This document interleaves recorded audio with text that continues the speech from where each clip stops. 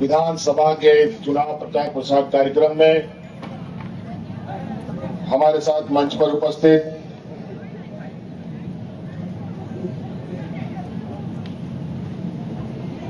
झारखंड मुक्ति मोर्चा, जय भारत पार्टी, आशा, सभी लोगों के सहयोगी से दिया गया प्रत्याशी जनरल मिंट भाई ले और सभी क्रांतिकारी साथीगण और विशेषकर यहाँ आए हुए आप सभी चाय बागान के और आसपास के सभी माताएं, बहनें, नौजवान साथी, बड़े बुजुर्ग, यहाँ के आप सभी आदिवासी मूलवासी भाइयों, आप सबका मैं हार्दिक अभिनंदन करते हुए आपका स्वागत करता हूं। जीवन का मेरा दौरा मार्गेटा के इस क्षेत्र में हुआ है। इससे पहले चुनाव के पहले या चुनाव की घोषणा से पहले मार्गरेटा के इस क्षेत्र में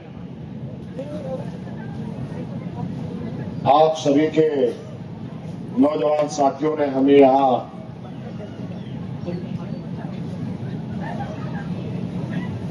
एक विशाल सभा में हमें बुलाया था। तब तक ये उम्मीद नहीं थी और विचार भी नहीं था कि असम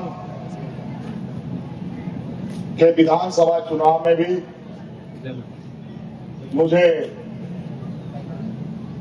आप लोगों का नेतृत्व करने का सौभाग्य प्राप्त होगा और वो भी मार्गरेटा विधानसभा में भी हम लोग अपने दावेदारी सुनिश्चित करेंगे। इतिहास ही ऐसा है कि हम अपने राज्य और राज्य के बाहर आदिवासी, दलित, पिछड़ा, अल्पसंख्यक, किसान, मजदूरों का ही आवाज बनते रहे। इसीलिए हम लोगों ने आसाम को भी सबसे पहले यहाँ के चाय बागान के क्षेत्रों के मूलभूत समस्याओं को लेकर असम में कदम बढ़ाए। वैसे तो पूरे असम में कई सारे विषय हैं, लेकिन हम लोगों ने मूल विषय के साथ आगे बढ़ने का निर्णय लिया है, क्योंकि असम अगर कहीं देश दुनिया में जाना जाता है तो वो चाय बागानी प्रमुख है। चाय की खेती ही असम को एक अलग पहचान बनाता है, अलग जगह दिलाता है। वैसे तो यहाँ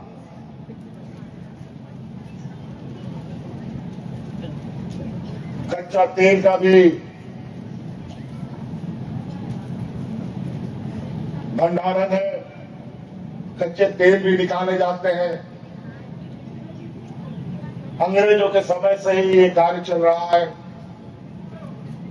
लेकिन उससे कहीं ज्यादा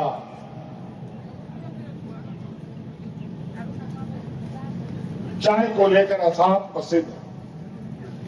और हो भी क्यों ना, क्योंकि असम चाय बागान के साथ साथ चाय बागान की जो भूमिका है, यहाँ के लोगों का जो योगदान है, वो भी बहुत बड़ा है। चाय का अर्थव्यवस्था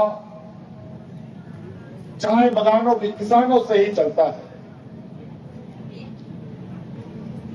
चाय का उद्योग पूरा देश दुनिया में चाय बगानों में रहने वाले किसान, आदिवासी, मूलवासी के कंधों पर ही है। लेकिन हमने देखा विगत हफ्ते दिनों से मैं असम के विभिन्न जगहों पर मुझे जाने का मौका मिल रहा है। कहीं कहीं तो मुझे सड़क मार्ग से गांव भी देखने का मौका मिल रहा है। बड़ा ही फर्क दिखता है। एक तरफ चाय उद्योग दिन ब दिन आगे बढ़ रहा है, लेकिन उसके जस्ट विपरीत यहां के आदिवासी मूलवासियों का हालत बद से बदतर होता जा रहा है। मूलभूत सुविधा भी चाय बगानों के किसानों को, आदिवासियों को नहीं मिलता। हम तो आपके चाय बगानों के गांव में मुझे जाने का भी मौका मिला। न सड़क है, न बिजली है, न साफ पीने का पानी की व्यवस्था, न घर का व्यवस्था। बड़ा ही अमनवाई, अननेचुरल स्थिति है यहाँ पर। भगवान भरोसे यहाँ के आदिवासी जी रहे हैं।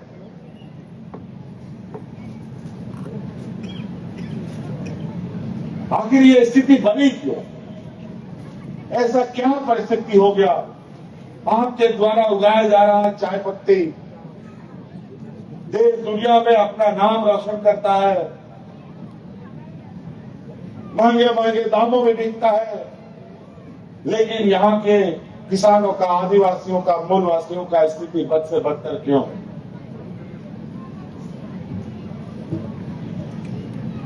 ये बड़ा चिंता का विषय है। हमारे यहाँ के साथियों के साथ विचार विमर्श बातचीत के दौरान और यहाँ के कई अलग अलग चीजों पर ध्यान रखते हुए हमने ये सोचा कि ये समस्या स्वाभाविक नहीं है। ये कहीं ना कहीं आपके हक अधिकार की अनदेखी हो रही है। आपका हक अधिकार चोरी हो रहा है। और बड़ा दुर्भाग्य की बात है, यहां डबल इंजन की सरकार है। केंद्र में भी भाजपा की सरकार, राज्य में भी भाजपा की सरकार, और इनके देश के प्रधानमंत्री जो इनका आला नेता है, वो तो बोलते हैं कि मुझे गरीब, किसान, मजदूरों का विशेष ख्याल है, मैं उन्हीं के लिए दिन रात जगता हूं, सोता हूं, काम करता हूं। लेकिन इसके जस्ट उलट असम का दृश्य, जो मुझे जानकारी मिली है कि असम में मजदूरों को मात्र 250 रुपए मिलता है। क्या ये बात सही है? बड़ा दुर्भाग्य। 250 रुपया, आज के दिन में ढंग का नमक भी 250 रुपया में नहीं मिलता हो, और 250 रुपया मजदूरी।